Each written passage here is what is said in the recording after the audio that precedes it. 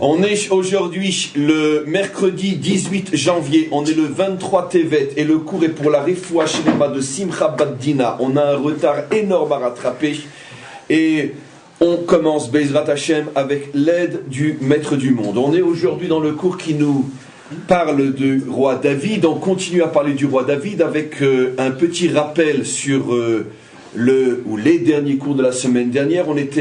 On avait surtout consacré les cours de la semaine dernière, en ce qui concerne le roi David, bien sûr, à montrer et démonter en même temps les mécanismes du fantasme qui ont opposé Shaoul à David, surtout Shaoul contre David. On a mis en évidence aussi la responsabilité indirecte de David, en ce sens qu'il a trop laissé faire, il ne s'est pas justifié au moment où il aurait pu se justifier. Je résume juste donc dans une phrase extrêmement simple ce qui a été expliqué la semaine dernière, en tous les cas à notre niveau, que généralement un conflit humain s'installe entre deux personnes à partir du moment où l'un fantasme énormément sur l'autre et l'autre ne prend pas la peine de justifier tout de suite avant que le fantasme devienne déjà trop grave et qu'on ne puisse plus faire marche arrière. Je tiens juste à préciser quelque chose ici dans ce cours, peut-être je pense moins pour vous que pour quantité d'autres personnes qui écoutent les cours. Il y a eu plusieurs remarques qui ont été faites en ce qui concerne certains cours de la semaine dernière, par exemple sur David ou sur Moshe, mais même vous, je me rappelle, vous par exemple et d'autres avez aussi remarqué ce que je vais répéter, comme quoi il semblerait qu'on exagère un petit peu quand on se permet de critiquer des personnages comme David ou comme Moshe. De quel droit et qu'est-ce que cela peut vouloir véritablement signifier? J'ai déjà expliqué, et je répète, parce qu'on ne le répétera jamais assez, que d'abord, cette approche-là est fondamentalement juive.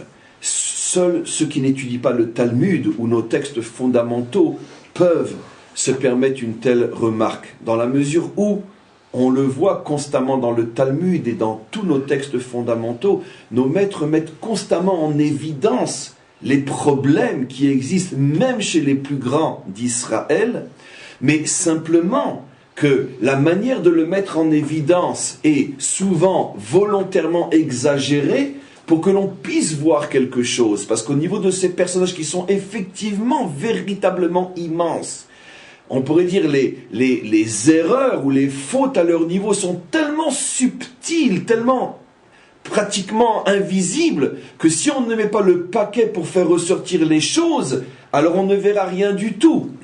Mais je tiens à répéter encore une fois ce que d'autres maîtres disaient, Alvaï, que nos mitzvot soient au niveau des fautes de nos pères. Alvaï, que quand nous fassions nous le bien, nous atteignions le niveau que eux atteignaient quand ils faisaient des erreurs. Bien évidemment que même leurs erreurs par rapport à nous sont encore des envolées spirituelles dont on n'a même pas idée. Mais malgré tout, nous mettons en évidence les problèmes pour deux raisons. Première raison, parce que ces personnages bibliques et leurs erreurs sont là pour nous apprendre, nous, à combien plus forte raison, des milliards de fois plus forte raison, où sont nos problèmes à nous. Et aussi une autre raison que j'ai souvent évoquée, il est absolument impossible, impensable et inconcevable d'imaginer un personnage biblique authentique qui ne fasse pas des erreurs, parce que sinon ça serait la preuve absolue que la Torah est un mensonge. Toutes les religions qui présentent leurs élus comme des êtres irréprochables sont en vérité des religions de mensonges, parce qu'ils veulent supplanter Dieu, ils veulent remplacer Dieu, et on sait très bien où ça mène. Il suffit d'ouvrir les yeux aujourd'hui pour voir ce que ce genre de religion ont produit comme catastrophe et comment elles ont détruit l'humanité. En tous les cas, je reviens maintenant sur le cours. On va évoluer un petit peu, mais pour évoluer, surtout après une interruption aussi grande, il va falloir qu'on relise un petit peu le texte. Aujourd'hui, le cours sera un petit peu plus long que d'habitude, j'espère, parce que on a énormément de retard et il faut faire deux ou plusieurs cours en un cours, et on fonce. On était donc arrivé à ce passage où, finalement, Shaoul a donné Michal à David, et je tiens à ce moment-là à préciser quelque chose de très très important, parce que je vais faire une allusion dont je vais me servir dans la suite du cours. Finalement, Shaoul a deux filles, une grande et une petite. Merav qui est l'aînée, Michal qui est la cadette. Au départ, ce qui était prévu, c'est que Mérav soit donné à David. C'était déjà prévu d'ailleurs depuis le moment où il avait tué Goliath. Mais la chose ne s'était pas réalisée. Et finalement, au moment où Shaoul veut donner Mérav, la grande, à David, quelque chose se passe qui fait que finalement, Mérav va devenir l'épouse d'un autre, Adriel. Peu importe qui est-il. Je n'avais volontairement pas bien expliqué ce qui s'est passé à ce moment-là. J'avais dit quelque chose qui est aussi plus ou moins écrit, mais qui était extrêmement, on pourrait dire, pas nuancé. J'ai expliqué que finalement, au dernier moment, Mérav s'est amourachée d'un autre, elle est partie se marier avec un autre. Ce qui, bien sûr, est une idiotie totale, comme on peut imaginer que Mérav, la fille du roi Shaoul, va faire ce qu'elle veut.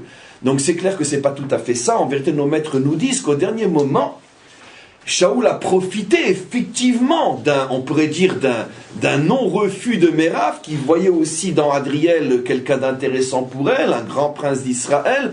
Elle n'était pas forcément contre, et au dernier moment, Shaoul a pris Mérav et l'a donnée à Adriel. Ce qui veut dire que la grande qui était prévue pour David, finalement, va se retrouver de la main même de son père, va se retrouver dans la choupa, sous la choupa avec Adriel. Ce qui est intéressant, donc, que finalement, la grande était prévue pour David, elle ne va pas lui être donnée. Et finalement, qui c'est qu'il va avoir?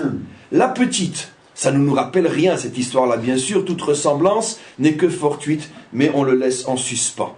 La grande était prévue, finalement, ce n'est pas la grande qui lui est donnée. Ce qui est intéressant ici, c'est que, comment? C'est qu'ici, c'est l'inverse, finalement. Il a la petite dès le départ.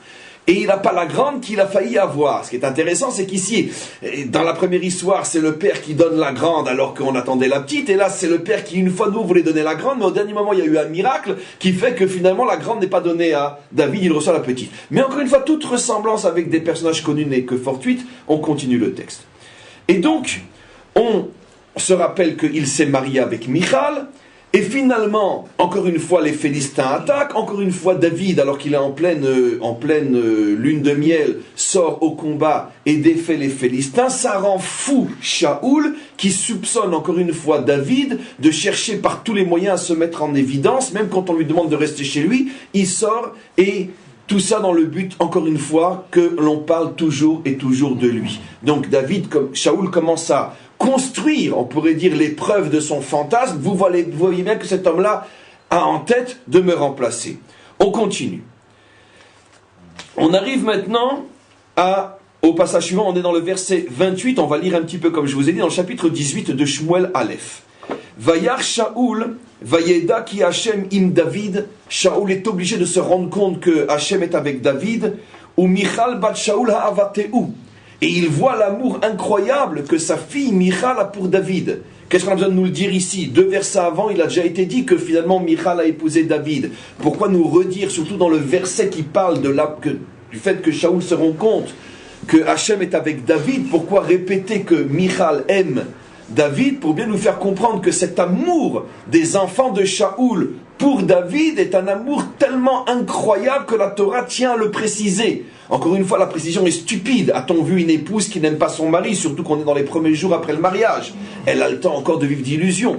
Après, on verra, mais pour l'instant, c'est sûr qu'elle aime son mari. Pourquoi avoir besoin de le dire à ce moment-là?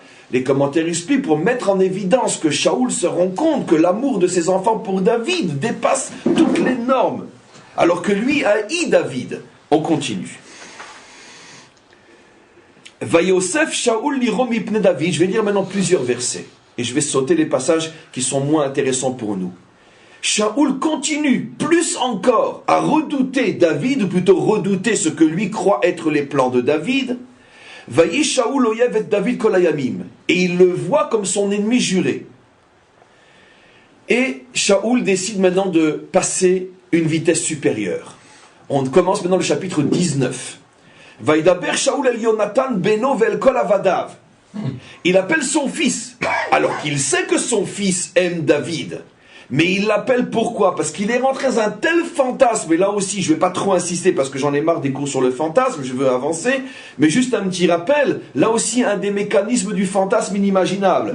Quand tu commences à fantasmer sur quelqu'un, tu te finis par croire que tout le monde voit comme toi. Ça veut dire que, alors qu'il sait logiquement qu'avec Jonathan, il n'a aucune chance. Il a déjà été dit que depuis le jour où Jonathan a vu David, Ils ont fait une alliance, ils l'aiment, ils sont de grands amis. On verra quand on aura l'occasion au niveau des âmes de l'un et de l'autre, qu'est-ce qu'elles représentent, l'âme de Jonathan et l'âme de David, qui représente une préfiguration du Mashiach ben Yosef et Mashiach ben David, puisque l'un est l'enfant de Rachel et l'autre est l'enfant de Léa. Mais en tous les cas, Shaoul sait ce que son fils pense à l'égard de David. Mais il est tellement enfoncé dans son fantasme qu'il le projette sur tout le monde. Il est sûr que tout le monde voit David comme lui le voit. Il appelle Jonathan et il n'hésite pas à lui dire quel est son plan. Et ainsi que tous les serviteurs, et il lui dit, les Hamit et David. Carrément maintenant il enlève le masque. Il met carte sur table, je veux tuer David. Ve Jonathan ben Shaoul chafetz be David meod. Mais Jonathan, lui, c'est impossible. Il a un attachement pour David énorme. Chafetz meod, là aussi. En l'espace de 3 versets, la Torah met en évidence que les enfants de Shaoul ont un amour démesuré pour David, alors que le père a une haine démesurée pour le même personnage. Alors qu'il a été très ami avec David au début. Alors qu'il a été très ami au début, effectivement. C'est-à-dire tant que David ne le dérangeait pas. Mais en tous les cas, ce que je veux mettre en évidence, je continue à construire mon parallélisme. Un père, 2 filles. Un homme qui doit se marier d'abord avec la grande, finalement se marie pas avec la grande, se marie avec la petite. Un père qui haït d'une manière démesurée les enfants qui aiment d'une manière énorme. Tiens, l'analogie continue. Bien sûr, vous avez compris qui on compare à quoi. Lavan, Shaoul, les filles, les enfants, David, Yaakov. Évidemment, on continue l'analogie, vous allez voir, c'est époustouflant ce qu'on va voir. Et donc, après avoir entendu de la bouche de son père que Shaoul veut tuer David, Vayaged Jonathan et David les morts. Tout de suite, Jonathan va raconter à David ce qui se passe, comme si Shaoul, tellement pris par son fantasme, ne se rend même pas compte que son fils va aller raconter à David ce qui se passe. Et il lui dit, sache que mon père veut te tuer. Et donc, David, qui n'y croit pas encore complètement, lui dit, écoute, essaye, fais quelque chose, essaye de le raisonner, c'est pas possible. Jonathan, lui, n'y croit pas dans l'autre sens, il dit, j'y arriverai pas, mais finalement, David arrive à persuader Jonathan d'essayer de convaincre Shaoul qu'il se trompe. C'est ce qui se passe.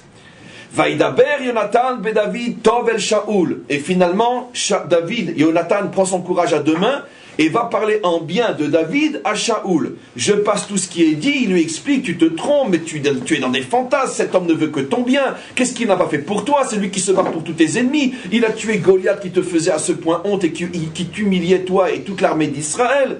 Et finalement, qu'est-ce qui se passe? Regardez. Vaishma Shaoul bekol Jonathan. Shaoul se laisse convaincre par Jonathan et il prend conscience d'une manière tellement forte de son erreur.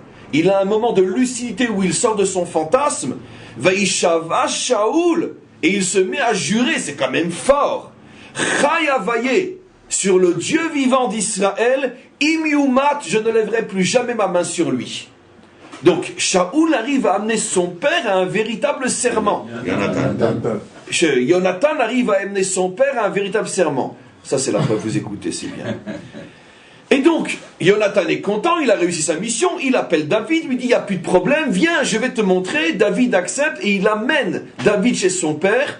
Et la Torah nous dit, Vaï il est fanav, et David se retrouve à nouveau devant Shaoul, ke etmol shilshom, comme si il n'y avait jamais rien eu.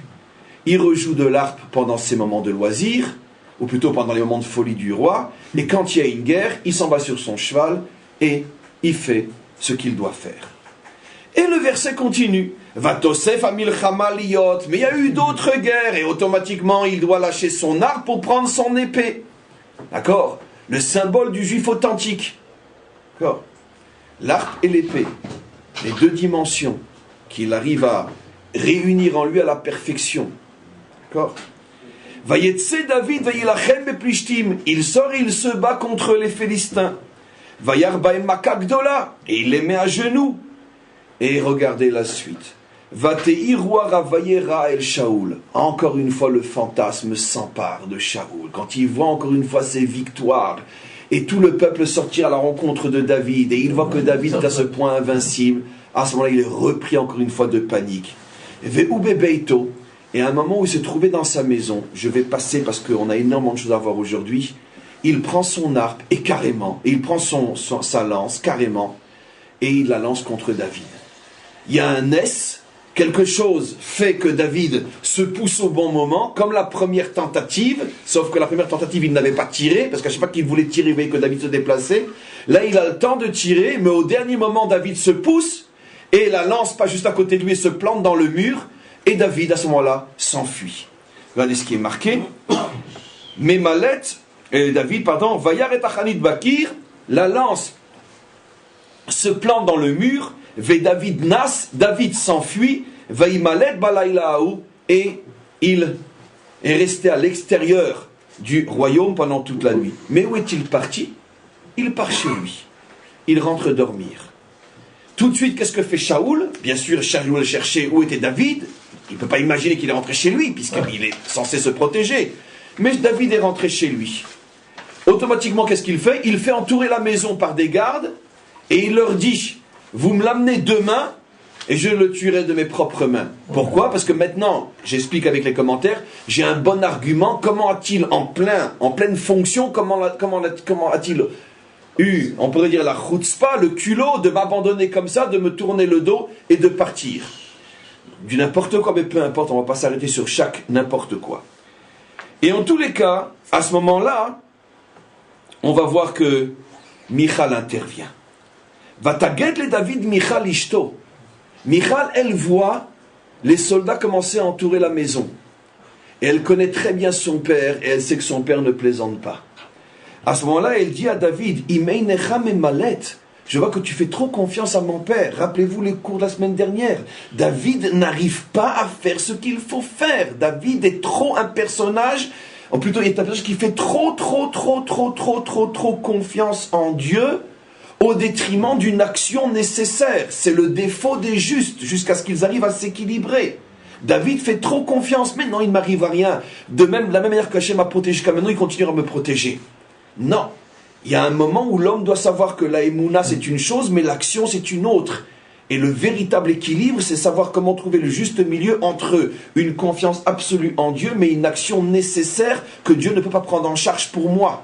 Et donc c'est Michal qui raisonne David et qui lui dit, mais si tu ne t'enfuis pas, Alayla Macharatamumat, tu vas mourir demain. Moi je te dis, je connais mon père, il ne te fera pas de cadeau, arrête d'avoir confiance. Elle arrive à convaincre David, et David Badachalon, il y avait dans la cuisine une petite lucarne, et puis la maison était très très haute, personne ne s'attendait à ce que David s'enfuit par là-bas. Elle fait descendre une corde, David s'enfuit par cet endroit-là, Vayeler, Vayivrar, Vayimalet, et il s'enfuit. Qu'est-ce qu'elle fait maintenant Michal? Vatikar Michal et Atrafim, elle prend des trafim. Trafim. Mais où c'est qu'on a vu, et la seule fois dans notre Torah on parle de trafim, Rachel, la petite, la plus jeune, a pris les trafim de son père. Là-bas, on sait ce que sont les trafim. Les trafim, c'est des sortes de statues qui ont plus ou moins une effigie, là, apparemment humaine, enfin des statues, d'accord? C'était l'une des idoles de son père, et quand Rachel est partie avec son mari, elle a pris les trafim pour, d'une certaine manière, le pshaté, je sais pas pourquoi je dis le pshat, parce que c'est sûr que c'est pas ça, on va voir après le vrai sens. Le pshaté, elle a pris ses trafim pour empêcher on pourrait dire pour empêcher son père de continuer à être un idolâtre, mais la véritable raison telle qu'elle est rapportée dans le Zohar, c'est que grâce à ses trafim, il avait une voyance. C'était une sorte, on pourrait dire, de radar ou de satellite, boule de cristal, bravo, qui lui permettait de voir tout ce qu'il voulait voir. Et donc elle savait qu'en possession de cette trafim, il arriverait, c'était son GPS, à savoir exactement où était Yaakov, et lui envoyer un avion sans pilote, et paf. Et donc elle lui a pris les trafim pour l'empêcher de voir où il s'enfuyait, pour gagner du temps jusqu'à ce qu'il les rattrape, et peut-être pas. Donc elle prend les trafim. Quand finalement Yaakov arrive, quand Lavan les rattrape, on sait très bien qu'elle s'assoit sur les trafim, elle fait croire qu'elle est indisposée, qu'elle ne peut pas se lever, donc c'est comme ça que finalement Lavan ne retrouve pas ses trafim. Mais trafim, on les a vus une seule et unique fois dans toute la Torah au sujet de Lavan. Et là encore une fois, on voit Rachel, la petite, qui prend, Michal, pardon, c'est la même chose, je me suis trahi, on voit Michal, Rachel, qui prend les traphim et qui les met à la place de son mari pour faire croire qu'il est en train de dormir. On n'a pas fini. Je vous dis pas ce qui se passe à cet endroit-là. Un tsunami de commentaires qui deviennent fous. Mais d'où ils sortent ces traphim? Qu'est-ce que des traphim font dans la maison de David? Mais les traphim, ce sont des idoles. Et ils se cassent la tête tous pour essayer de comprendre, mais qu'est-ce que font les traphim? Qu'est-ce que ça veut dire? Surtout qu'on le voit clairement, ils sont grands, c'est donc des statues qui ont la forme humaine, puisque les soldats vont croire qu'effectivement David est en train de dormir, elle va faire croire qu'il est malade, laissez-le encore un petit peu, tout ça pour que l'autre, le vrai, gagne du temps et puisse s'enfuir. Mais qu'est-ce que les traphim font? Peu importe ce que disent nos maîtres, je dis peu importe parce que vous le verrez vous-même si vous voulez, ils se cassent la tête à savoir d'où viennent ces traphim. En vérité, la réponse on la devine. Ces traphim ici sont bien sûr à mettre en évidence avec les traphim de Rachel, de Lavan. Il semblerait que la Torah ici veut absolument de plus en plus nous ouvrir les yeux et nous montrer qu'il y a deux histoires semblables. Un père, deux filles, un père qui haït, un gendre qui aime et qui est haï. Les enfants du père qui haït aiment le gendre ou aiment la même chose. L'un est au service d'eux, l'autre est au service d'eux. L'un ne veut que du bien et l'autre ne veut que du bien. On continue. On est encore loin d'avoir déchiffré, mais on continue. Oui. Il y a aussi Merci pour la question, parce que j'avais à ce point besoin de boire du café. Ça tombe bien. Il y a aussi un parallèle à faire dans l'histoire même d'amour. C'est-à-dire que c'est rare qu'on nous parle d'amour dans la Torah. Or, Rachel, c'est une histoire d'amour, et là aussi. Tu as 100% raison. C'est très, très, très, très rare dans la Torah qu'effectivement que la Torah s'exprime sur les sentiments, elle l'aime, il l'aime, etc. Et là, elle le dit aussi. Effectivement, en ce qui concerne Michal et David. On continue. Razak. Donc, Shaoul trouve que David tarde à se lever. Surtout que David, il est connu comme étant un homme qui ne dort pas. À minuit, il est déjà debout. Tout le monde voit la lumière s'allumer, tout le monde entend l'harpe et tout le monde sait que David est en train de louer son créateur. Et là, arrive à 7h du matin, la lumière est toujours fermée, David n'est toujours pas levé. Qu'est-ce qu'il fait Shaoul? Vaïshlach Shaoul Malachim la kachatet David. Alors il envoie, c'est comme ça, pas grave. Il envoie ses soldats défoncer la porte et prendre David de force. Mais il rentre, mais il se trouve quand même devant la fille du roi, devant la princesse, peut-être la future reine d'Israël, puisque maintenant le gendre a toutes les raisons de devenir effectivement le roi. Enfin, bien qu'il y ait un Jonathan, mais enfin, peu importe. Et elle leur dit, où vous allez? Il est malade, mon mari, c'est pour ça qu'il ne s'est pas levé. Bon, eux n'osent pas penser que Michal leur ment. Ils retournent chez Shaoul, mais Shaoul leur dit, vous ne connaissez pas ma fille, allez-y, prenez-le, il n'est pas malade. Amenez-le dans son lit, même s'il est malade, mais amenez-le. Et donc ils y vont, et puis, au moment où ils veulent le prendre, ils le voient sous les couvertures, ils lèvent la couverture, et qu'est-ce qu'ils voient? Les traphim. Et ils amènent le lit avec les traphim dedans et Michal devant le roi. Vayomer Shaoul el Michal. Shaoul dit à Michal, Lama kacharimitani, comment se fait-il que tu m'as roulé? Tiens, et mais continue la phrase. Vatishlaret oivi, tu as laissé partir mon ennemi Vaïmalet. Tiens. On a déjà vu ce genre de réflexion. Pourquoi tu m'as roulé? Pourquoi tu es parti? Tu as fui sans me tenir au courant. La même expression. Bien sûr, Lavan, les personnages changent un petit peu. Là-bas, c'est directement Lavan et Jacob, mais c'est le même contexte. Le beau-père, celui qui haït, reproche à son gendre d'avoir pris la fuite sans le tenir au courant. Et il utilise les mêmes mots, Lama rimitani, pourquoi tu m'as trompé. Seulement là-bas, on rajoute les mots, Veganafta et Elokai, et tu m'as volé mon Dieu. Là, c'est pas la peine de le dire, parce que son Dieu est devant lui. Il est allongé, le Dieu, dans le lit, les fameux traphim, la même histoire. C'est incroyable. Qu'est-ce qu'elle répond, Michal? El Shaoul. Ou Amar Elai Shalchini. C'est lui qui m'a obligé à le laisser partir. Lama Amiter, il m'a menacé de mort. Et donc j'avais pas le choix. J'étais obligé de le laisser partir. Très bien. On continue un petit peu. Ve David barach. David, bien sûr, a gagné du temps. Il a eu le temps de s'enfuir. Vayavo el Shmuel. Il est arrivé chez Shmuel. Il s'enfuit chez Shmuel. Je termine là ce verset-là. Après, on commente. Aramata. Arama. Ramoth, aujourd'hui, là où il est enterré, c'est là-bas qu'il vivait. Vayagedlo et kol asher asalo. Et il déverse tout son cœur devant son maître, qui est d'ailleurs aussi le maître de Shaoul, c'est le maître des deux. Donc comme deux enfants qui se disputent et ils viennent pleurer chez le père, il dit, mais regarde tout ce qu'il me fait. Et après on verra si on a le temps encore aujourd'hui, parce qu'il y a une merveille après. On va maintenant rentrer, après tout ce qu'on a lu, on va rentrer un petit peu dans le vif du sujet. Qu'est-ce qui se passe? C'est la même histoire. Alors évidemment que c'est la même histoire.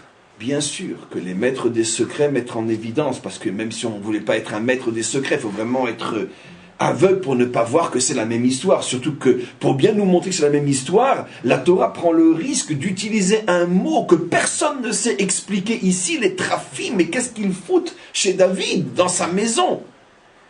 Et pour bien nous faire comprendre que c'est la même histoire. Et donc on va maintenant bien sûr entrer dans le décodage.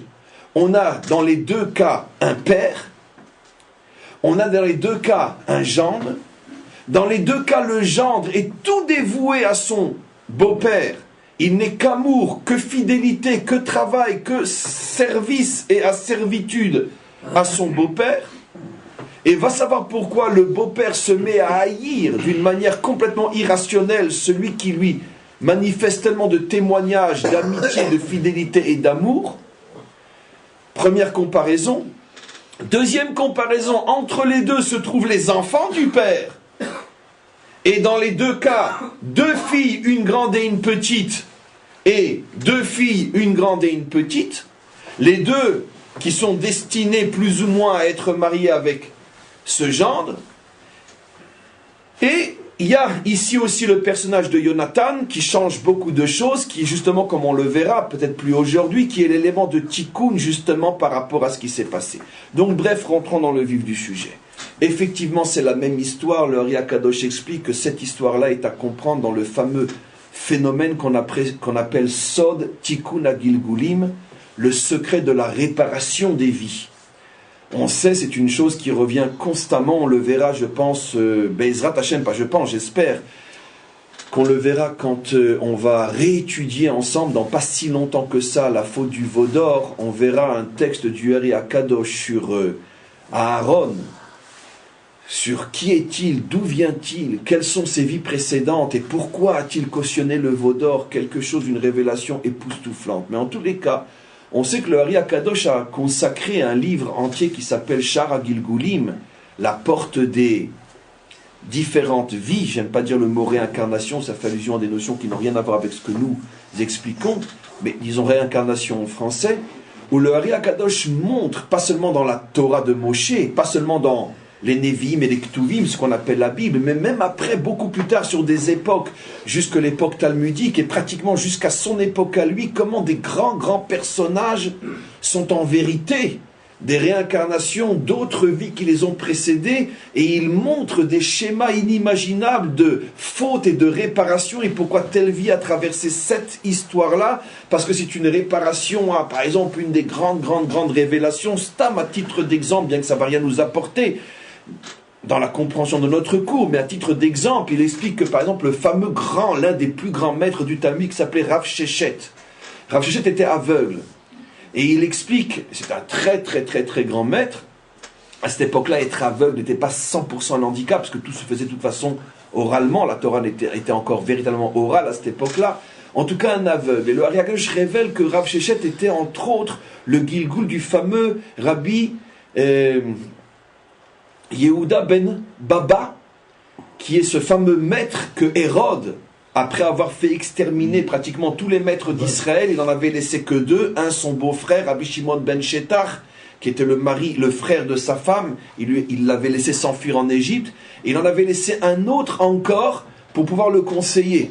Ça veut dire, il savait très bien que sans les maîtres d'Israël, impossible de rester au pouvoir. Donc il avait assassiné tout ce qui le dérangeait. Il en avait gardé un pour l'obliger à le conseiller.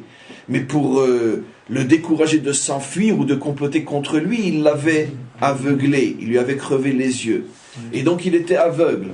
Et ce personnage-là, ce juste-là, aveuglé par Hérode, est revenu, dit à le Ari Akadosh, dans une autre vie pour continuer des tikkunis absolument incroyables. Et il est revenu aveugle parce que le Ari Akadosh dit que quand tu reviens en Gilgoul, tu reviens avec les mêmes défauts que ceux que tu avais dans l'ancienne vie, parce que tout ça, ce sont des problèmes de tikkunim. Donc, l'autre est mort aveugle, le premier, lui, est revenu aveugle aussi. En tous les cas, je ferme la parenthèse. Nous savons, et c'est l'un des fondements de la Torah d'Israël, que heureusement pour nous d'ailleurs, sinon quel désastre, une vie ne s'arrête pas uniquement à la médiocrité qu'est notre seule et unique vie, sinon qu'est-ce qu'on deviendrait? Une âme a des dizaines et des centaines de chances, et en vérité une vie, c'est tout un ensemble de constructions à réaliser pour telle et telle âme, des constructions qui sont sa shlichut, sa mission, qui peuvent durer dans le temps, et c'est la raison pour laquelle une âme revient jusqu'à ce qu'elle ait terminé la shlichut qui lui était incombée. Et donc, c'est vrai pour n'importe lequel d'entre nous, c'est vrai aussi et surtout d'abord pour les personnages bibliques. Et il faut savoir que de toute façon, tout ce qu'un homme a raté dans sa vie, il reviendra autant de fois qu'il le faudra, il sera remis dans le même contexte pour cette fois-ci ne pas rater, essayer de réparer. Des fois la réparation est sublime, ça veut dire que l'homme répare véritablement, des fois la réparation est à moitié, aux trois quarts, donc il faudra encore revenir. Ici, et je vais bien sûr expliquer encore aujourd'hui pourquoi, la comparaison entre ces deux histoires, c'est qu'il s'agit effectivement des mêmes personnages. Lavan revient dans le personnage de Shaoul. Oui. Lavan n'est pas si noir qu'on le pense. La preuve, c'est qu'il a quand même donné au monde les matrices d'Israël. Donc s'il était à ce point... Mais c'est vrai que s'il n'est pas complètement pourri à l'intérieur, ses intentions étaient terribles. Et on va essayer de les comprendre aujourd'hui. Vous allez voir, c'est fabuleux, Bezrat Hashem. En tout cas, Lavan revient dans le personnage de Shaoul, ou je préfère le dire selon les nuances du Ari Akadosh, une partie de l'âme de Lavan, un nitzotz, une étincelle de l'âme de Lavan est revenue dans le roi Shaoul. Bien évidemment, Yaakov revient, et ça on le savait, c'est marqué clairement dans le Zohar, Yaakov revient dans le personnage de David, et les deux filles, Léa et Rachel, reviennent dans les deux filles de Shaoul, Lavan, Michal et Rachel. Expliquons Michal et Merav et Michal. Expliquons du facile au plus profond. D'abord, on voit qu'il y a un commencement énorme de tikkun. Pourquoi? Parce que Lavan, lui, le premier, était complètement perdu, puisqu'il est complètement à l'extérieur de la famille d'Israël. Il est non juif dans le sens profond du terme, et il le reste. À l'époque de Lavan n'est pas récupéré. Par ses filles, il y a une récupération, c'est vrai, mais lui, en tant que tel, n'est pas récupéré. Ici, Lavan revient en tant que non seulement juif, mais il revient roi, avec donc un potentiel énorme, parce que Shaoul, après tout ce qu'on a descendu déjà, n'oublions jamais qu'après tout ce qu'on a dit sur lui, même dans les plus grandes, les plus immenses de nos mitzvot, on n'arrivera pas à l'ombre de ses fautes à lui. N'oublions jamais de qui on parle, quoi qu'il en soit. Donc, Lavan revient dans un personnage qui, malgré tout, malgré ses erreurs, malgré tout ce qu'on va continuer à expliquer aujourd'hui, est en soi fondamentalement quelqu'un qui commence le tikkun de Lavan, puisqu'il est juif et roi d'Israël. D'un autre côté, ça nous montre la potentialité qu'il y avait dans Lavan aussi. C'est pas pour rien que Lavan a donné Rachel, Léa, et c'est pas pour rien que ses petits-enfants étaient entre autres Yosef et Yehuda. Les petits-enfants de Lavan étaient Yosef et Yehuda, ce qui prouve que cet homme-là, aussi pourri était-il, pas si pourri que ça. Et pour bien nous le montrer, il va revenir dans l'histoire, dans le personnage de Shaoul. Il commence à y avoir un tikkun. Malgré tout, le tikkun n'est pas encore à 100%, parce que maintenant, voyons l'analogie dans le mal. Le premier haït son gendre, d'une manière complètement irrationnelle. Le deuxième haït son gendre, d'une manière complètement irrationnelle. Donc, ombre et lumière, ou plutôt lumière et ombre. Lumière, il revient dans un grand juif, mais ombre avec plus ou moins le même défaut. Revenons maintenant à l'aspect lumière. Lavan, et j'expliquerai dans quelques instants plus profondément, avait une intention maléfique de détruire à sa source, à sa racine, la famille d'Israël en intervenant les rôles, en faisant rentrer, pas au bon moment, un élément qui va tout foutre en l'air, selon son calcul à lui. Cet élément, c'est qui? Léa. Puisque quel était le plan? On a consacré suffisamment de cours, vous connaissez maintenant tous les mécanismes du plan de Lavan. Lavan connaît le secret des âmes. Lavan sait très bien que quand un homme épouse celle qui n'est pas véritablement faite pour lui, il va se passer deux choses. Non seulement il ne pourra pas se construire, puisque la construction de l'homme ne passe que par sa bat-zoug, que par son âme sœur. Tant qu'il n'est pas en présence de son âme sœur, impossible qu'il se construise. Mais pas seulement il ne pourra pas se construire, il va même se détruire. Puisque la nature a horreur de la... pas du vide, du non-mouvement, de la stagnation. La nature ne supporte pas la stagnation. Ou tu montes ou tu descends. Qui c'est qui l'avait dit? Che Guevara. La révolution, c'est comme une bicyclette. Tu pédales pas, tu t'écroules. Donc, qu'est-ce que pense Lavan? À partir du moment où il ne pourra pas progresser, il va forcément régresser. Donc il y a tout un plan maléfique. Maintenant, malgré tout, la providence s'en mêle. Quoi qu'il en soit, il finit par avoir Rachel. Mais malheureusement, comme Rachel arrive en deuxième position, ça ne sera plus jamais comme ça aurait dû être. Et on sait tout ce qui va suivre. Le plan de Lavan d'empêcher la naissance d'Israël échoue. Mais ce qui n'échoue pas, c'est que Israël naît avec de graves problèmes mentaux. C'est-à-dire de graves problèmes intérieurs qui vont durer jusqu'à la délivrance finale, qui sont symbolisés par le conflit entre les enfants des deux femmes, et tout le monde comprend même à un niveau très simple pourquoi il y a conflit, et pourquoi on souffre de ce conflit jusqu'à la délivrance finale, au point que celui qui le résumera à la perfection est le prophète Ézéchiel, qui pour symboliser ce que sera la paix entre nous au moment de la délivrance, il dit, il n'y aura plus d'animosité entre Yosef et Yehuda. Donc, 3500 ans de problèmes dus à quoi? Au fait que Lavan introduit Léa. Léa n'est pas à sa place et automatiquement tout est chamboulé. Mais il a rendu les coups qu'il a fait à Esav, à Yaakov. Alors, très bien. On va voir l'allusion extraordinaire. C'est un passage que je n'ai pas lu exprès jusqu'à maintenant. Très bien. C'est vrai que nos maîtres nous disent, mais ça c'est extraordinaire. Pas vu côté Lavan, Lavan lui ne sait pas. Vu côté Providence, la Providence dit ce que vous dites, qu'en vérité c'était une sorte de vengeance, si on peut dire, Mida Kenegen Mida, de la même manière que tu t'es fait passer pour ton frère et tu as pris les bénédictions à la place de ton frère d'une manière qui n'était pas juste, ton frère aîné, bravo, et ben tu vas vivre la même situation. Tu vas prendre celle que tu penses être qui n'est pas et tu vas te faire avoir par l'aîné. Et l'aîné qui était pour Esav. Et l'aîné qui était destiné bien sûr en principe à Esav. Vous avez tout compris, merci beaucoup. Ces précisions sont fondamentales, comment qu'on aurait pu les oublier. Ça veut dire que c'est précis d'une manière quasi scientifique. C'est sûr que Lavan ne lui pense pas à ça. Lavan il pense à détruire. Ce qu'on dit dans la Haggadah, Lavan bikesh la akor et akol. Lui veut tout foutre en l'air. Il va pas si loin, Lavan. Mais au niveau de la providence, on comprend qu'il y a ici un mécanisme sublime. Tu as pris la place de l'aîné d'une manière, on pourrait dire, fourbe. Eh bien, l'aîné qui justement était destiné à Esav, d'après notre tradition, va te rentrer chez toi alors que tu t'attends à recevoir la petite. Donc tout est à l'envers. Ça montre la précision absolue dans laquelle l'homme vit et comment on peut rouler tout le monde sauf le maître du monde. Lui, il nous tient dans ses mains et là où on doit aller, on ira. Selon l'expression si belle en hébreu, imlobe moach asbe koach. Mais de toute façon, tu avanceras. Debout sur tes deux jambes, à quatre pattes ou dans une civière. Mais de toute façon, tu avances. Là où tu dois aller, tu iras. Alors maintenant, on revient.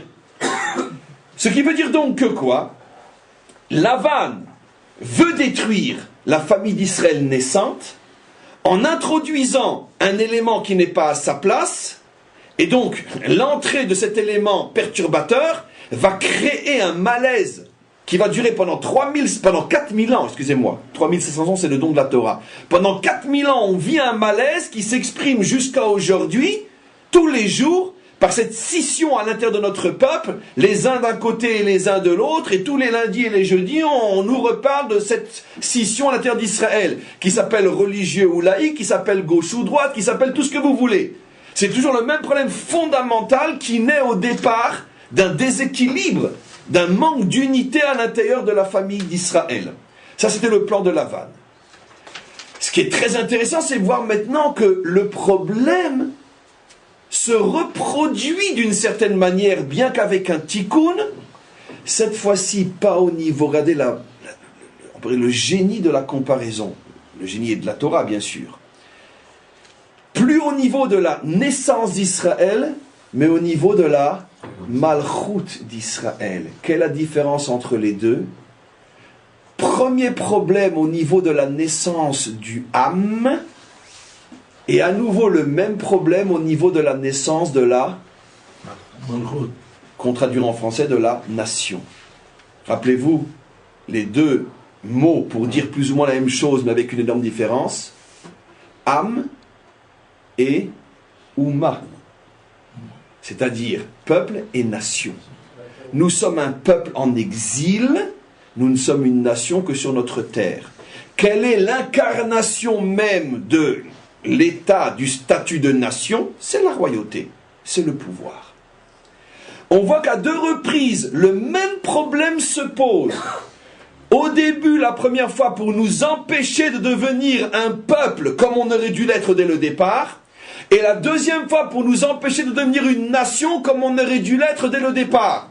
Et mes amis, je peux vous assurer d'une chose, à nouveau, plus ou moins, le plan de Shaoul Lavan, plus ou moins réussi.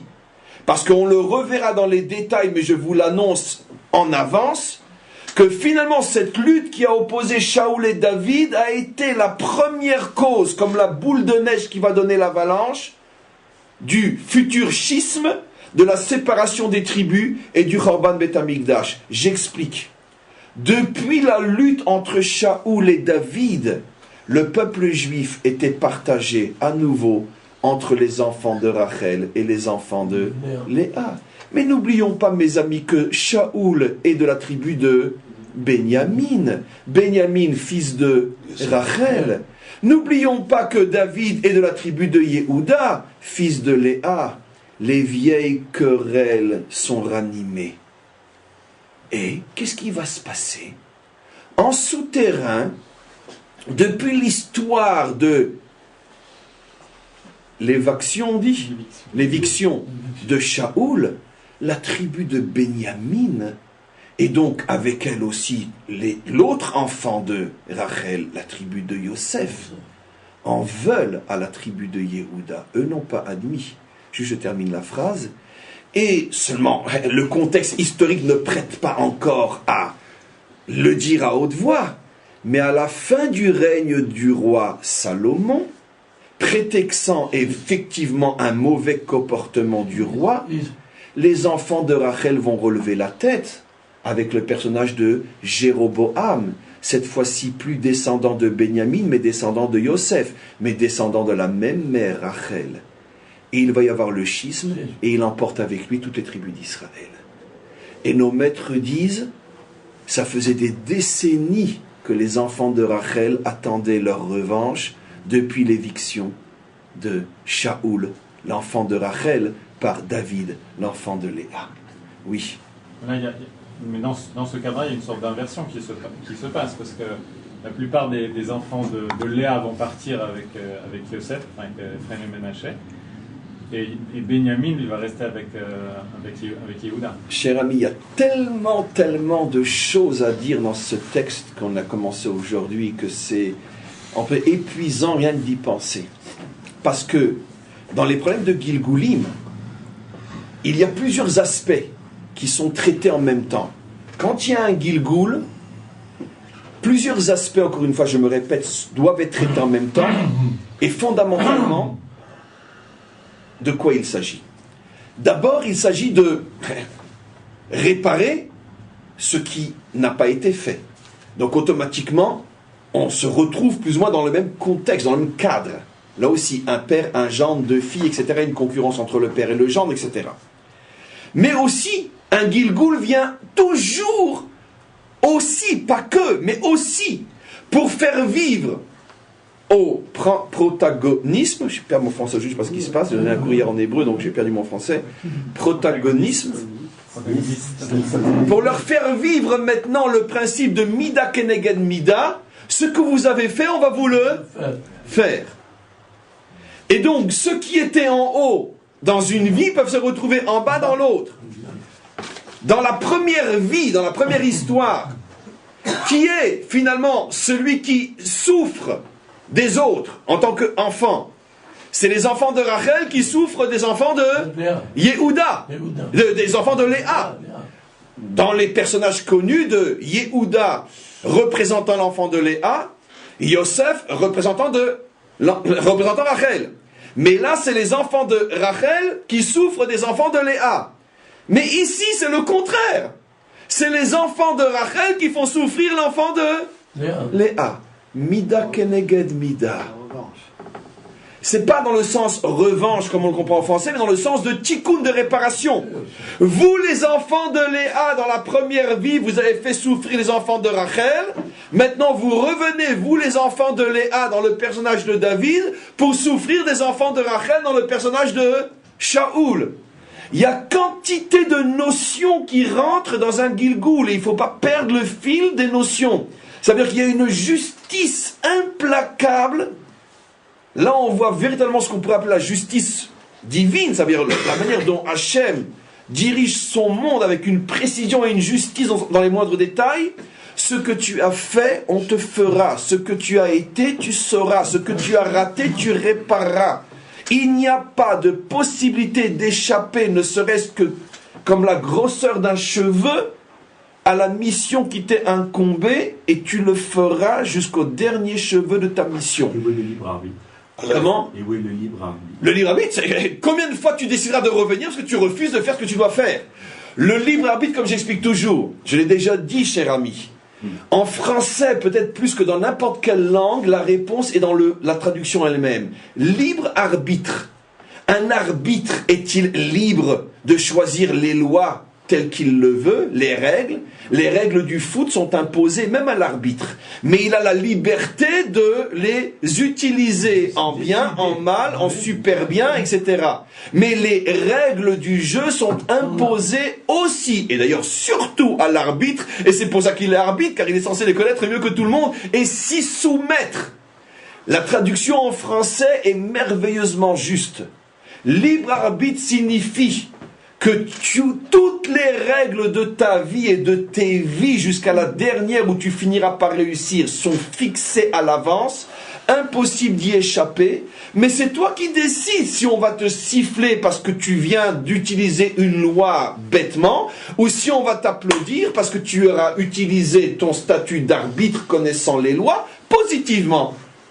Et c'est ce qui va déterminer ta réussite en tant qu'arbitre. Mais de toute façon, tu ne peux pas changer les lois. Oui. Pourquoi alors la royauté d'Israël, en fait tout Israël a été construit par des non-juifs? Par exemple, la princesse, la fille des parents, oui. qui l'a pris Moshe. Et les royautés commencent par un aramique, c'était Moavia. Bravo. Lavan non-juif, Esav non-juif. Tout c'était non-juif et ça sort la royauté des... Bravo. Mais bravo. La réponse, on l'a déjà donnée et on la redonnera autant de fois qu'il faudra parce que la question est effectivement une question juste qui met en évidence l'un des messages les plus forts de la Torah d'Israël. C'est la raison pour laquelle, il n'y a pas si longtemps que ça, la semaine dernière, lorsqu'on est descendu en Égypte, on nous dit qu'on était 70 personnes, comme par hasard, le même nombre que le nombre de nations, 70 nations, pour bien nous faire comprendre que Israël est le microcosme des peuples, l'histoire juive est le microcosme de l'histoire humaine, nous sommes le laboratoire des nations, et tout ce qui se passe à l'intérieur de nous est là pour être au service des nations, en ce sens que Israël hors la Goyim, nous sommes la lumière des peuples, et de notre histoire, ils peuvent s'inspirer pour se construire eux-mêmes. S'inspirer, non nous voler, nous dépouiller comme ils savent le faire, mais s'inspirer. Quand une terre est chauffée par les rayons d'un soleil, la terre n'a pas volé le soleil. Le soleil reste à là où il est et tu prends les rayons. C'est la raison pour laquelle, pour bien nous faire comprendre que notre histoire n'est pas une histoire en marge des nations, mais l'histoire microscopique des nations, c'est la raison pour laquelle nous-mêmes nous nous sommes construits grâce aux nations. Ça veut dire que sont rentrés à l'intérieur d'Israël quantité d'éléments qui au départ étaient non juifs. C'est ce qui nous permet d'avoir un lien avec le monde qui nous entoure, parce que même s'il s'agit de conversion, donc de gens qui sont devenus juifs, malgré tout leur origine crée malgré tout un lien avec justement les différentes nations desquelles ces convertis illustres viennent. Et c'est donc effectivement le message que nous devons comprendre. Si Israël avait été un peuple à part dès le départ, on aurait pu croire qu'il n'existe que pour lui-même. Le fait que Israël se construit à partir aussi, pas que, mais à partir des nations, et surtout dans des domaines extrêmement, on pourrait dire, sensibles, comme la royauté ou d'autres, c'est la preuve donc que finalement la vocation d'Israël est d'être le soleil des nations et non d'être, on pourrait dire, un soleil pour lui-même. Quand je dis soleil des nations, encore une fois, j'ai tout dit, parce que le soleil des nations signifie que nous restons le soleil et ils ne prennent que nos rayonnements. Il n'y a pas de on pourrait dire de remplacement, il n'y a pas de substitution, il n'y a pas de vol possible comme ce qu'ils tentent de faire depuis des millénaires. En tous les cas, je reviens maintenant à ce qu'on explique. On commence donc à voir qu'effectivement, il y a un tikkun, mais je viens de mettre en évidence que finalement, à 2 reprises, le problème se pose. On nous empêche d'abord d'être un âme, d'être un peuple, et après on nous empêche d'être une nation. Puisque à 2 reprises, on s'attaque soit à la structure du peuple, soit à la structure de la royauté. Maintenant, on comprend que finalement, enfin on a encore énormément de choses à comprendre, mais on comprend donc maintenant la comparaison, et avançons un petit peu plus. Quels sont les éléments de Tikkun? Je l'ai déjà dit, le fait que cette fois-ci Lavan revient en tant que juif et roi d'Israël, mais malgré tout avec un problème qu'il s'oppose à la véritable royauté. On va comprendre quel était bientôt le problème de Lavan avec Yaakov. Où est l'élément de Tikkun? C'est que cette fois-ci David est sauvé d'une catastrophe. Quelle catastrophe? Grâce à Dieu, il n'épouse pas Mérav. S'il avait épousé Mérav, on était reparti pour 10 000 ans. Bon, ben, de l'autre côté, grâce à Dieu, il s'est marié avec Léa, parce qu'elle a 10 enfants quand même. Regarde. Il est sauvé de Mérav. Pourquoi? Parce que c'est pas la grande qui doit aller à David, c'est la petite. Comment est appelé David dans la Torah? On l'a déjà lu. Ve David Oua Katan. Qui c'est qui est appelé pour la première fois Oua Katan dans la Torah? Yaakov. Très bien. Donc David Oua Katan, ce qui veut dire sur le plan spirituel, il incarne ce à quoi fait allusion Katan, qui est la Malchut, la royauté. Et donc automatiquement, Miché Reouyalo, Iaktana, Michal et non Mérav. À nouveau, Shaoul a un plan extrêmement destructeur, puisque c'est Lavan en lui qui s'exprime, je vais lui donner Mérav, et au dernier moment, de la même manière que, à chaque fois qu'il lui lance une lance, David arrive à s'échapper, s'esquiver, la même chose, il veut lui lancer la lance de Mérav, pour l'empêcher d'avoir au bon moment son zivoug. David est sauvé, quelque chose se passe, va savoir, on ne sait pas trop, c'est très mystérieux. Même Shaoul change d'avis, il donne Mérav à Adriel. David est sauvé. Ce qui veut dire qu'une chose est importante que Shaoul Lavan n'arrive pas à faire, par contre que Lavan était arrivé à faire chez Yaakov, c'est que le personnage de David ne sera jamais détruit par la présence d'un zivoug qui n'est pas du tout le sien. Dès le départ, il va avoir son zivoug. Après, on verra que les choses vont se compliquer. J'ouvre une porte sur de futurs cours, je pense, très passionnants. On verra qu'il y a une marloquette au sujet de nos maîtres. Mais qui est le vrai zivoug de David? Michal ou Bathsheba? On verra. Mais pour l'instant, ce qui est sûr, c'est que par rapport à Mérav, Michal était la bonne personne. Par rapport à Mérav. Et donc il ne fallait surtout pas que Mérav arrive chez David.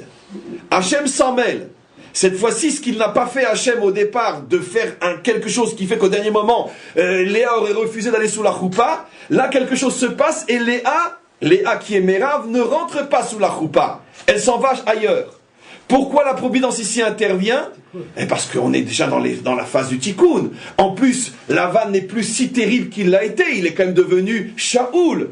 Donc il y a un tikkun. En plus, n'oublions pas, au départ, on était, avant qu'il n'y ait quoi que ce soit, il n'y avait encore rien, il n'y avait même pas encore le peuple. Là, il y a déjà le peuple, il y a déjà une histoire, il y a déjà le don de la Torah, il y a déjà des prophètes, des tzadikim. Donc il y a déjà, on pourrait dire, des forces spirituelles immenses qui font qu'il y a une protection beaucoup plus grande, qui fait que malgré tous les dangers, il y a une protection. Maintenant, regardez, ce que j'ai pas lu, c'est que quand Michal a mis les traphim sous le drap, pour faire croire que c'était bien David, qui ne dort pas sous les couvertures, qui a une tête et des cheveux, elle a mis à la place de la tête une peau de bouc. Une peau de bouc. D'accord? C'est dans le texte. Ici, on va le lire.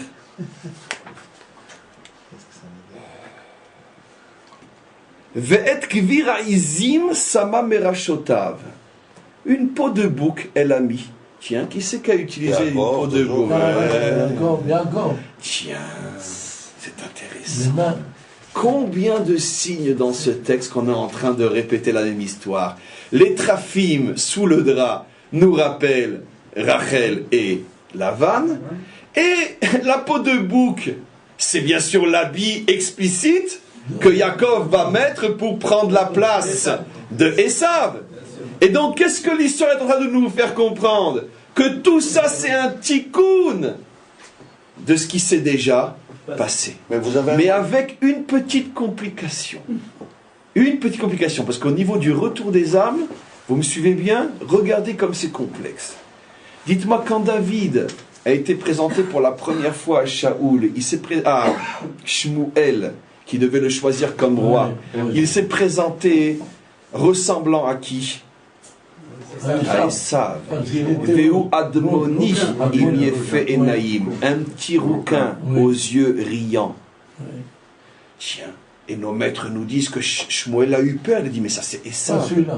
Et nos maîtres disent qu'effectivement, un nitzot, une étincelle de Esav est revenue dans David pour avoir son tikkun. Oh, quoi?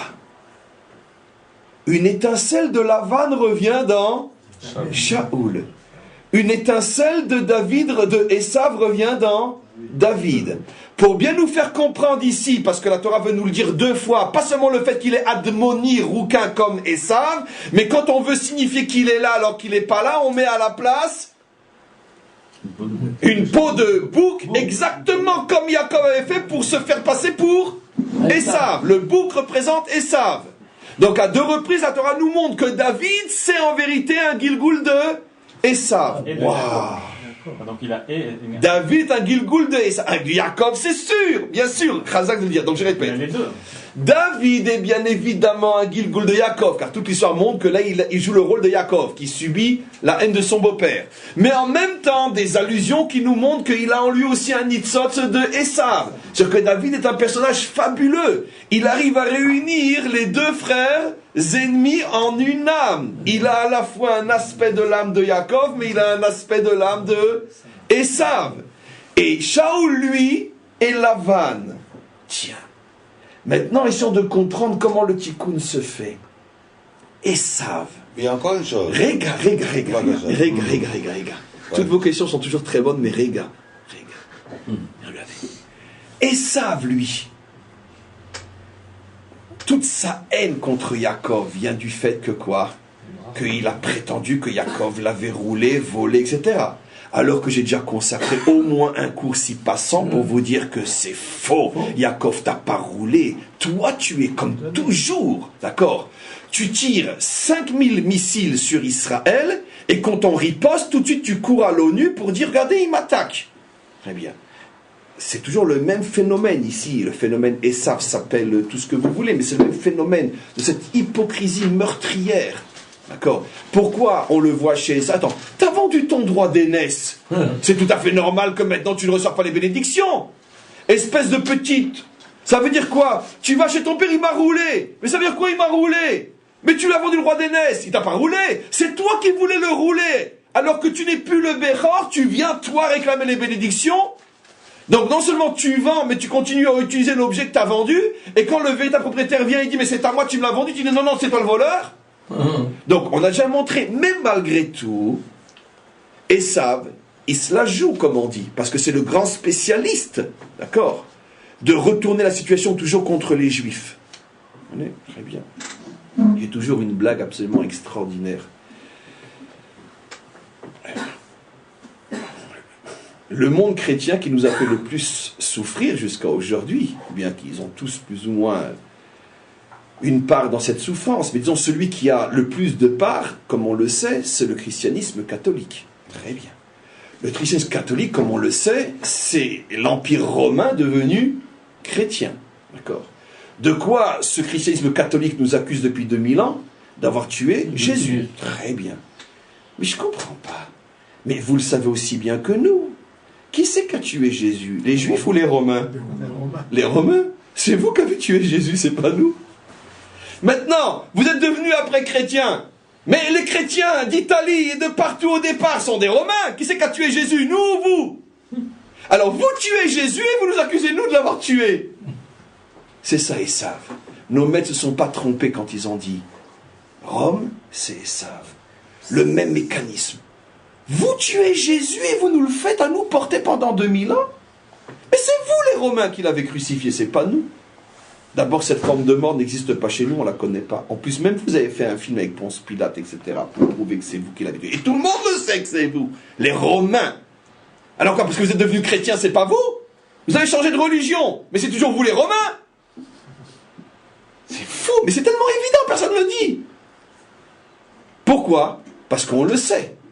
Hitler ou Goebbels l'avait déjà dit avant. En ce qui concerne les Juifs, plus le mensonge est fort, et plus il a des chances de passer. D'accord. C'est clair. Donc je vais faire la parenthèse. Ça c'est Esav. Tu vends tes bénédictions et tu veux recevoir les... Tu vends le droit d'aînesse et tu veux les bénédictions, ou c'est vendu ou c'est pas vendu, il faut choisir, mais peu importe.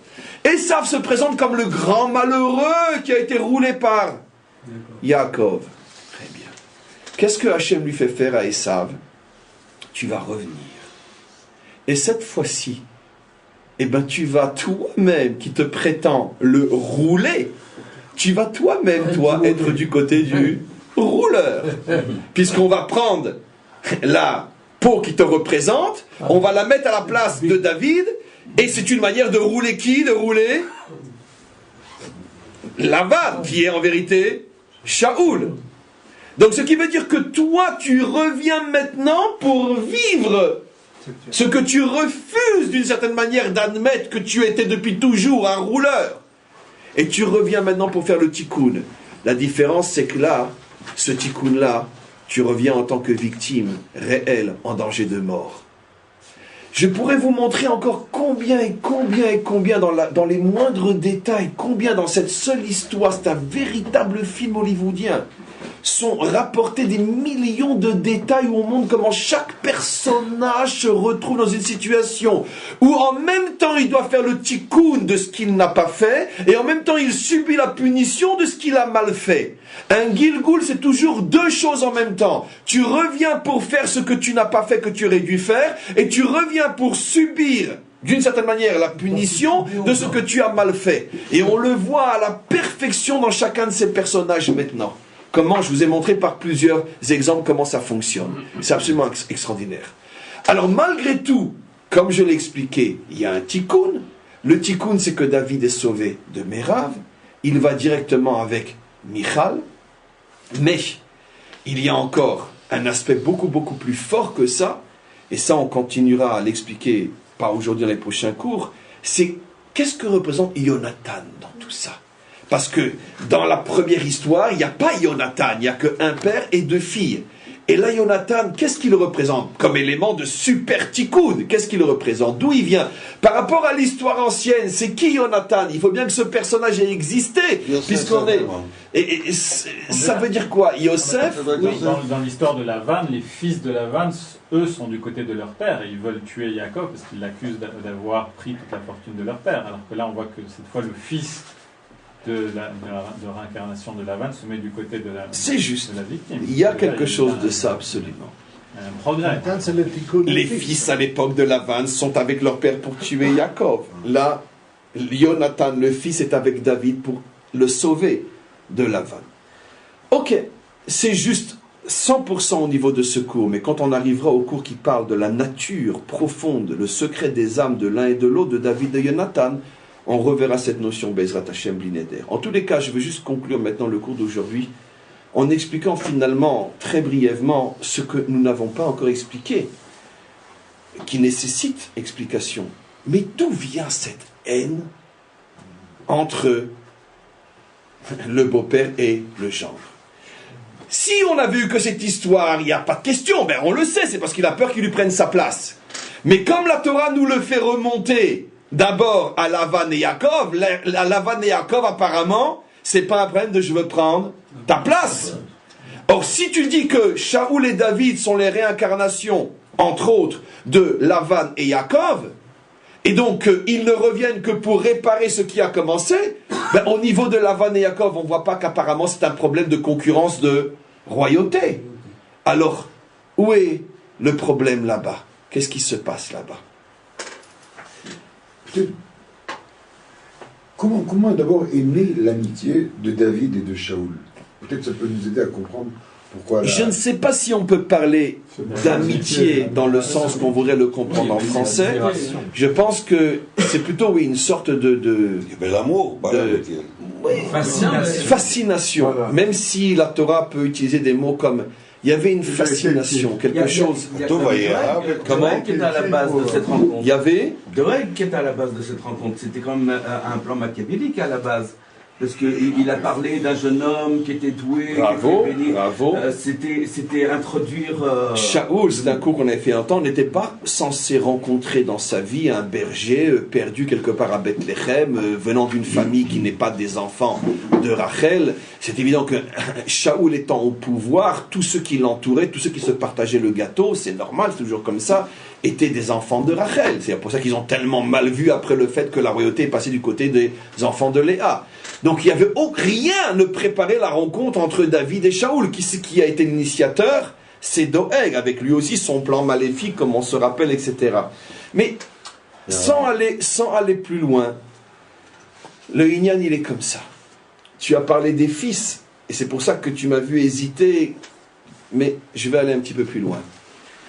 Rachid nous fait remarquer sur place, dans l'histoire de Yaakov et Lavan, que quand Yaakov est arrivé chez Lavan, Lavan n'avait pas de fils. D'où on le sait, à part notre tradition, c'est tout simplement le fait qu'un homme qui a des fils, il n'envoie pas ses filles faire paître les moutons au milieu de paysans.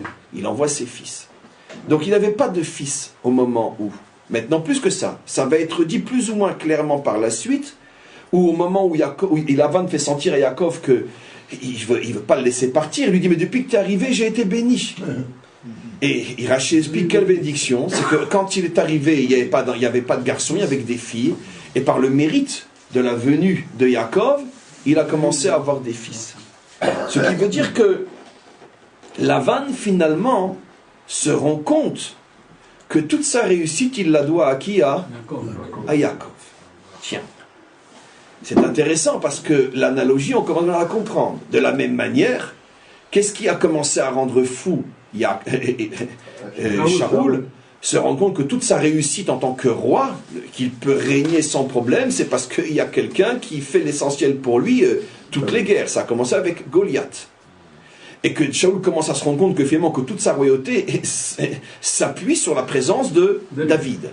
De la même manière que Lavan se rend compte que toute sa richesse, tout son progrès, tout ce qu'il a reçu, c'est par la présence, ça repose sur Yaakov. C'est intéressant parce que regardez jusqu'où ça va aller. Dans les deux cas, qu'est-ce que la Torah veut nous montrer? Qu'un homme qui est extérieurement parlant au pouvoir, d'accord, c'est lui d'une certaine manière le plus important, se rend compte que finalement tout ce qu'il a, il le doit à quelqu'un qui est apparemment secondaire à lui. Parce que Lavan reste le patriarche, le maître de la maison. D'accord, Yaakov n'est que son neveu de plusieurs, peut-être même décennies plus jeune que lui. Ce n'est que le gendre. Et tout d'un coup, ce petit jeune qui arrive chez lui transforme toute sa maison en bénédiction. Et tout d'un coup, l'homme qui extérieurement est le plus puissant se rend compte qu'il doit tout au petit. Shaoul, même phénomène. Un homme qui est roi, qui a toute l'extériorité de la puissance, qui se rend compte que finalement il est entre les mains de celui qu'on appelle Vedavid ou Akatan, le petit David qui va se battre avec un bâton de berger contre Goliath. Et quel est le problème de la haine? Mais maintenant on l'a très bien exprimé. La difficulté pratiquement insurmontable qu'a celui qui extérieurement a tous les signes de la réussite et de la grandeur, de se rendre compte que finalement il dépend du petit, de l'insignifiant. Mais d'où vient la haine irrationnelle des nations contre Israël? Comment nous qui sommes 99% de l'humanité, nous on dépend de vous, du petit? C'est vous qui nous apportez et la bénédiction spirituelle et la bénédiction matérielle, car tout le monde le sait. Là où il y a des juifs, le pays prospère. Là où il n'y en a plus, il s'écroule. Cette expérience a été, malheureusement pour les nations, répétée à l'infini. Mettez-nous dehors, c'est la fin. Pour vous, pas pour nous. Parce que nous, on prend des coups, mais on continue. On sait marcher en boitant. Mais vous ne pouvez pas marcher sans nous, une seconde. C'est dur pour les nations de se rendre compte que finalement, le grand dépend du petit. Mais le problème que nous avons vécu entre Lavan et Yaakov, le problème que nous avons vécu entre Shaoul et David, est le microcosme, comme toujours, du problème fondamental de l'humanité, que Hachem a créé un monde avec un paradoxe incroyable. Le grand, le plus nombreux, le plus puissant, doit arriver à admettre qu'il n'existe et ne tient que sur la bénédiction du plus petit. Ça, c'est une chose que le grand ne peut en aucun cas accepter. Mais donnons un exemple, même chez nous. N'allons pas si loin. Bechol yom vayom yotzet bat kol me'ar chorev ve'omeret. Kol ha'olam kulo neizon beschut chanina beni. Vechanina beni dailo kav charuvim mi shabbat le shabbat. Le monde entier, mais quand on parle du monde entier, parlons de notre monde à nous.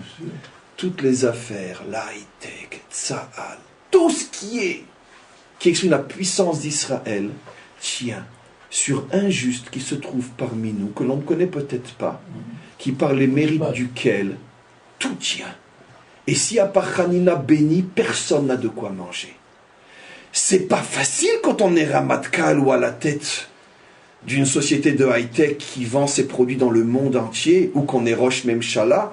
C'est pas évident d'admettre que tout tient sur Hanina béni. Mais c'est comme ça qu'Hachem a créé le monde. Pourquoi il a créé le monde comme ça? Pour justement nous obliger à ce travail de reconnaissance de la puissance cachée. J'explique. Parce qu'en vérité, quand les nations voient Israël comme tout petit, c'est uniquement selon le jugement de l'extériorité. Quand Shaoul voit David, son second, c'est uniquement avec les yeux de l'extériorité. Quand Lavan voit Yaakov, son petit-neveu et gendre, tais-toi et fais ce que je te dis, c'est uniquement avec les yeux de l'extériorité. Mais si les yeux de l'intériorité pouvaient s'ouvrir, si Lavan avait vu quelle est l'immensité de la grandeur de Yaakov, si Shaoul avait vu quelle est l'immensité de la grandeur de David, si les nations voyaient quelle est l'immensité de la grandeur spirituelle et au niveau des forces cachées qui dirigent le monde, quelle est la puissance d'Israël, on se rendrait compte que quoi? Que la véritable puissance n'est pas là où on le croit, et que le petit à nos yeux, c'est lui qui détient la véritable puissance. Comment Hachem a construit son monde? Sur deux plans à la fois. Dans le monde de l'extériorité, il y a un grand et un petit. Et dans le monde de l'intériorité, il y a aussi un grand et un petit. Le problème, c'est que dans le monde de l'intériorité, le grand et le petit sont à l'inverse de ceux du monde de l'extériorité. Et pourquoi Hachem a créé son monde comme ça? Pour nous obliger à faire cet effort d'intériorité qui remet d'une certaine manière la vision de la réalité en place, oui. Et l'autre exemple que vous aimez bien, c'est l'homme et la femme.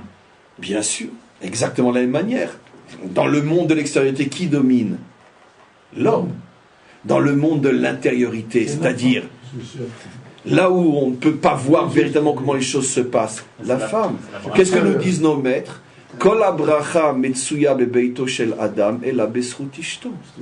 Ça veut dire, supposons même au niveau de l'image d'Épinal, où la femme reste à la maison et elle s'occupe de son foyer, l'homme est à la tête d'une grosse société et ramène 100 000 € tous les mois à la maison, d'accord? Qui est le patron de l'argent? C'est la femme, disent nos maîtres. La bracha est par son mérite, pas par le sien. Oh, mais ça, c'est pas visible, ça c'est... Mais c'est moi qui... Tu fais ton choix. Tu veux juger avec les yeux de l'extériorité? C'est toi le patron. Tu veux juger avec les yeux de l'intériorité? C'est elle la patronne. C'est toujours le même schéma. Jusqu'au jour où le monde admettra que finalement les forces qui dirigent le monde sont les forces de l'intériorité et non les forces de l'extériorité. Et à ce moment-là, ce sera la délivrance finale. Parce que finalement, qui sera le véritable gagnant de cette prise de conscience? Le maître du monde, qui est la force intérieure par excellence que personne ne veut reconnaître. Donc finalement, le but, c'est pas d'arriver à la reconnaissance de la grandeur de la femme ou la reconnaissance de la grandeur d'Israël, mais c'est d'arriver à la reconnaissance de la grandeur d'Hachem, qui de toutes les intériorités est celle qui est la plus cachée, celle qui est la moins reconnue, et c'est celle-là qui doit se dévoiler, bien évidemment. Amen, vechen yeratzon.